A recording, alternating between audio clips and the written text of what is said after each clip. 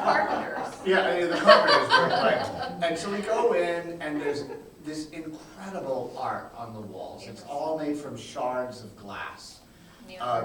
And we followed him upstairs to the third floor, and there were some of his friends there drinking wine, and we sat down and we watched extreme bathroom makeovers on HGTV. This artist, Lauren Cornish, had been living in California, and his friend had died. And he'd gotten a son. Yeah, and God had told him to come back to Baltimore and cover things with glass. Whole buildings. Yeah, so... inside and out. Yeah. So that's why how he got an extreme bathroom makeover, is that the entire bathroom was covered, mosaicked in mirror glass. Even everything, the tub, the sink, the wall, everything, the entire room was covered with mirror glass. Yeah. And we both went back, we drove to Philadelphia, we came back because we wanted to buy some art, we wanted art, and we wanted to be around him because he's one of the most open and emotional and sort of inspiring people that I've encountered personally. Yeah.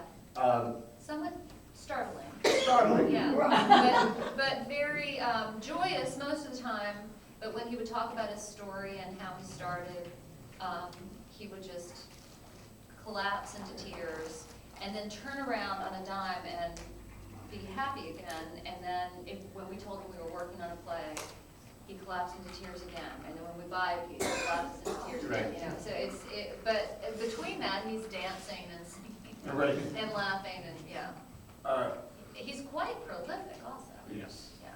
There's a lot of things covered with glass. Really, there's a whole block, a city block of row house fronts covered in mirror and glass.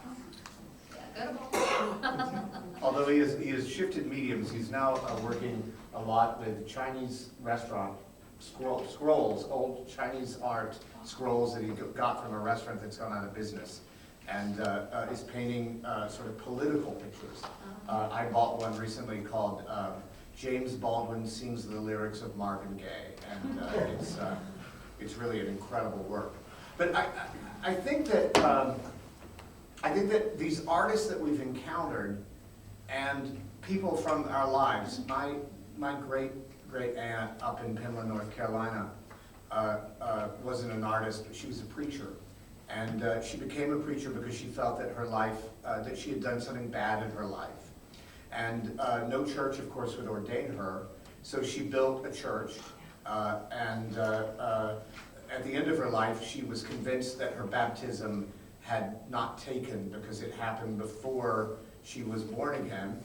And no church would baptize her unless she joined that church. So she she was building a baptismal pond when she died, so that she could be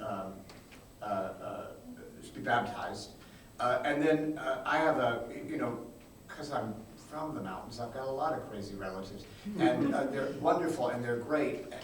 And so I've also taken some ideas from those people and the artists that we've encountered. And ultimately, I've taken quite a lot from myself as well, because I don't know that I could not make theater. I don't know that I could not write plays. I could not to wake up every morning and try to create. It is in my DNA. It isn't something I do because I realize that I can make money at it. Please know me. No, it's not something I do because I can make money at it. It's something I do because I'm called to do it. And that idea of call really features, I think, very strongly in the play. What is it that calls us? And how do we know when we've been called to the thing that we are supposed to do? And the music in this play, and like many of our shows, that is rooted in Appalachian traditional music, is folk music. And I think when we're talking about visionary artists, and we're talking about something a little beyond traditional folk art. But in a way they go together. The people who are the fiddle players from Stokes County don't do it for money. They do it because they have to do it, because they can't help themselves, because that's what And in some ways, I am also like that. I'm not, you know, you are a trained artist. I'm actually not a trained artist. My degrees are in psychology and counseling. So I've traded one job where you make no money for another. My master's degree is actually from here, from UNCG. But I started writing songs in my late 30s because I couldn't help myself. So that doesn't, I don't know that that makes me an outsider artist or a visionary artist, but I do understand the impulse to do a thing when you don't have the training or the time, and the people around, and it's very inconvenient to the people around you. So anyway, yeah. But I think that's very true.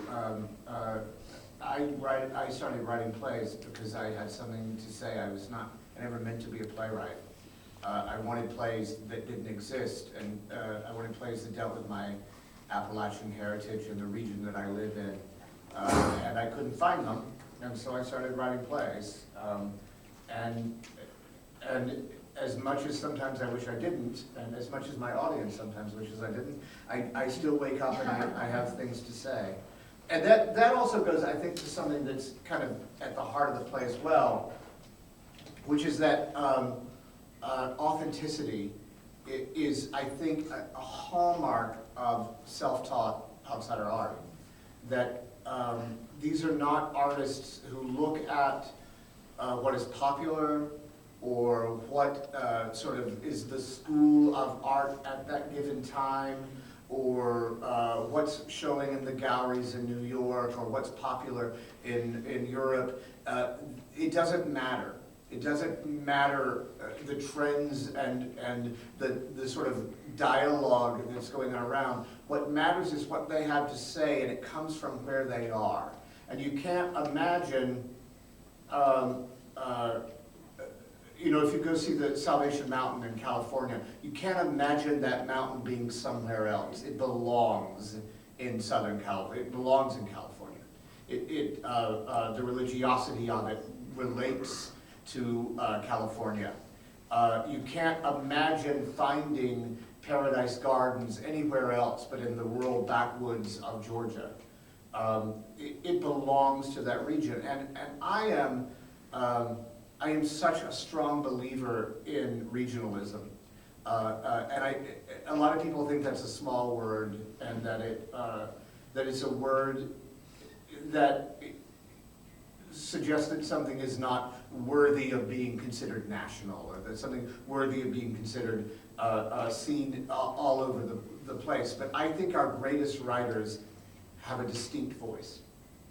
And it comes from a real place. If you think about O'Neill, if you think about Miller, if you think about Williams, if you think about the really truly great writers, Thomas Hardy or Charles Dickens or Henrik Ibsen, they're not writing some generic story of a city that has no place. They are writing where they come from. And I think that outsider artists are the distillation of creating where you come from. And that to me is really important. And that comes into the play a lot. There's an artist named Tassie Laidlaw in the play, or maybe she's not named Tassie Laidlaw. She says she has a different name. And she has some family members who are searching for her, looking for her, because she has disappeared.